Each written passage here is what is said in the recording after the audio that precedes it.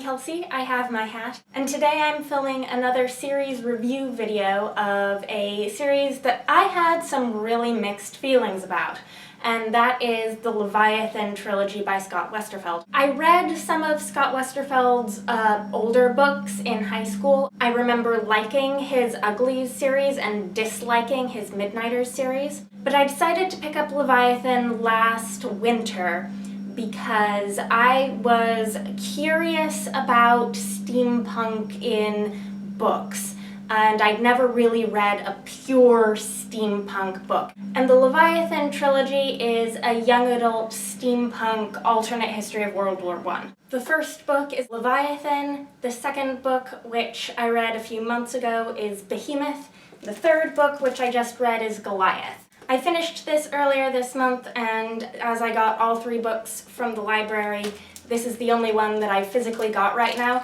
so I'm just going to wave this around and pretend that it's like the whole trilogy. So the steampunk world of this book involves not one, but two advanced fictional sets of technologies, and they are on opposing sides of the war. So you have the so-called clankers, who are the countries that have the sort of steampunk technology that you think of that's very advanced mechanized technology. And then you have the Darwinists, who instead use genetically modified creatures for all of the same things. And I'm going to mention that this series has illustrations by Keith Thompson, and the illustrations were one of the best parts of this series for me because they're just so gorgeously done, and the style is really, really fitting for the atmosphere of the books. And being a YA series, this follows two teen protagonists.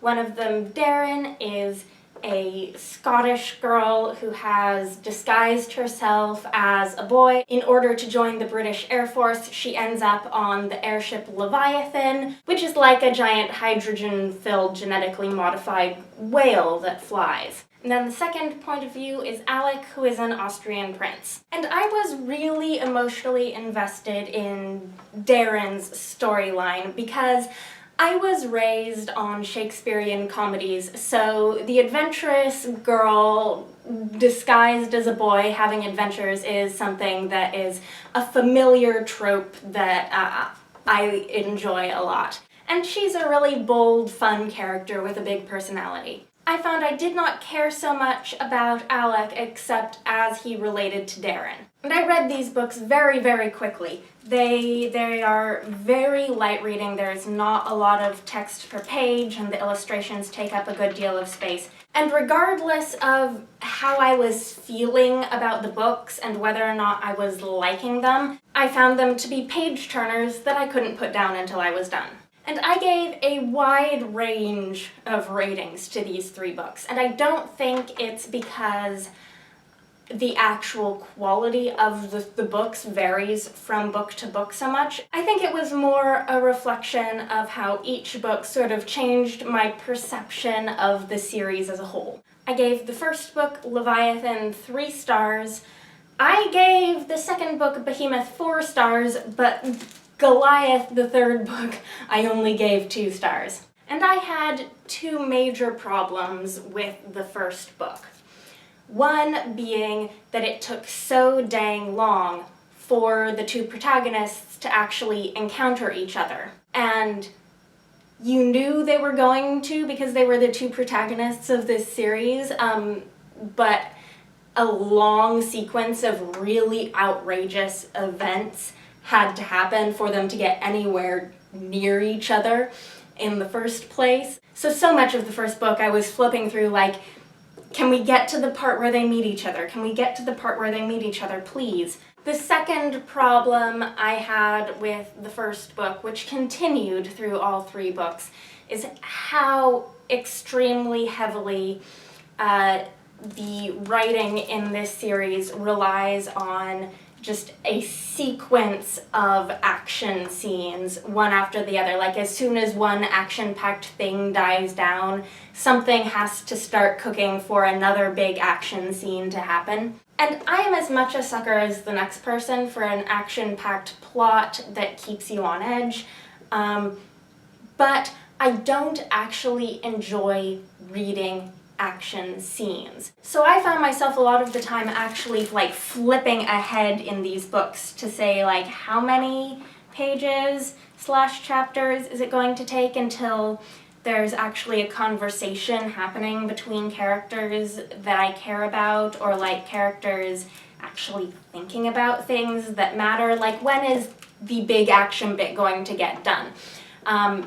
And then as soon as it was done, I got like 2 pages of what I was really looking for before things started gearing up for the next big action extravaganza. But even though I only gave the first book 3 stars, I was still really excited to continue the series and to just see what happened next. And then it was months until I picked up Behemoth. And the second book gave me a couple of things that I really, really loved. First of all, it seemed to be really going for a Twelfth Night thing. And as I said, Shakespeare comedies, I just love it, anything that references that. Secondly, the second book introduces something called a perspicacious loris, and it is absolutely delightful, and I won't tell you any more about it. But I was really, really thrilled with some of the more comic elements, as well as some of the thematic potential that the perspicacious loris introduced. And then I read this book, and I don't think that any of the elements that I enjoyed went away in this book.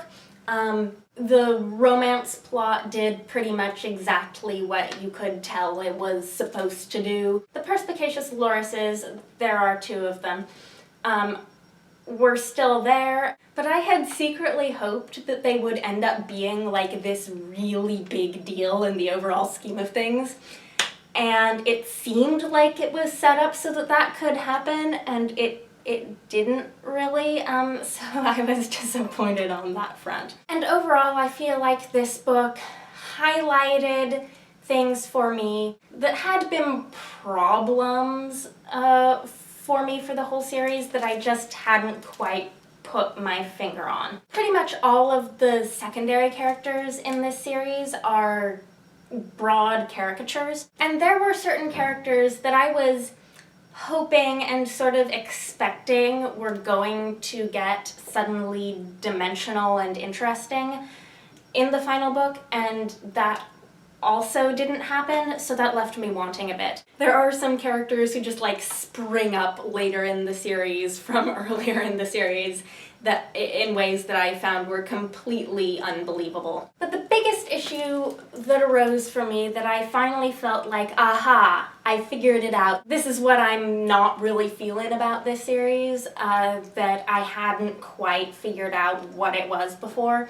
is the fact that as an alternate history of World War I, this series introduces a lot of really serious big deal themes and concepts. But as a young adult action, adventure, romance series, it isn't really set up to fully handle or explore any of those themes in a way that felt satisfying to me, especially as a reader who I think is no longer as young as the target audience for this book. And so I sort of felt that this series was really trivializing a lot of really big issues, and I felt like if I had read this when I was in my early teens, it would have been educational for me. Scott Westerfeld gives a little note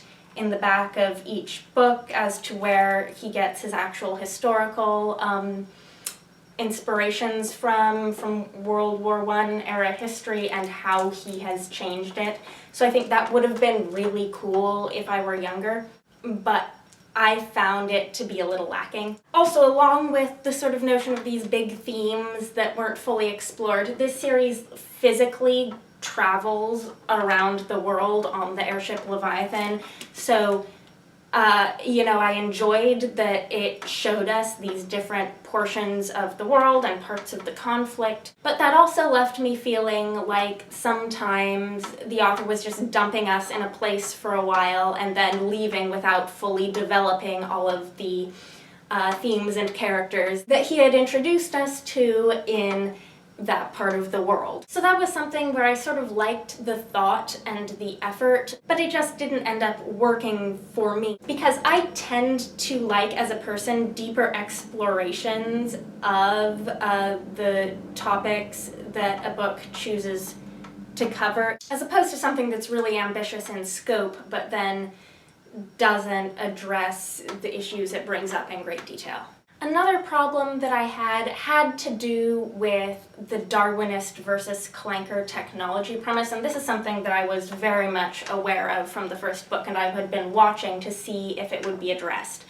And that is the fact that characters who are Darwinists and clankers have a whole lot of hatred towards the technology systems of the opposing side, but no one ever brings up for the Darwinists the fact that they're basically abusing animals to use them as weaponry in war. The argument against the Darwinists is always like, ew, that's gross, and not, my, you are abusing animals by using them en masse in battle when you could be using mechanized technology. And like one character sort of almost brought it up in this book, and I thought, ooh, it's going to finally be addressed, it's going to finally be talked about, but you're not supposed to take that character very seriously. And then it sort of passed and no one ever mentioned it again. And as I said, the series is from start to end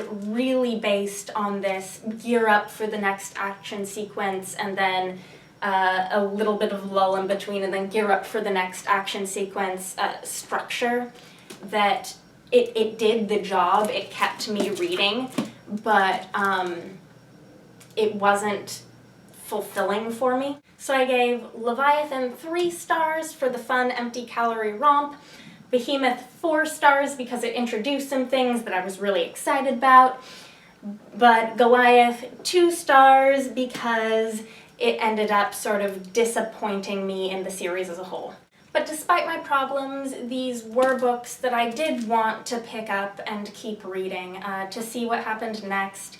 I did like the development of the relationship between the central characters when it was the focus. And this was a good sort of immersion into reading the steampunk genre. The illustrations were great. You can't really see in the library books, but they have these things too. I think these books were a little more popular several years ago than they are now. If you've read them, I'd like to hear your reaction. And basically, that is all. I get to return that to the library now.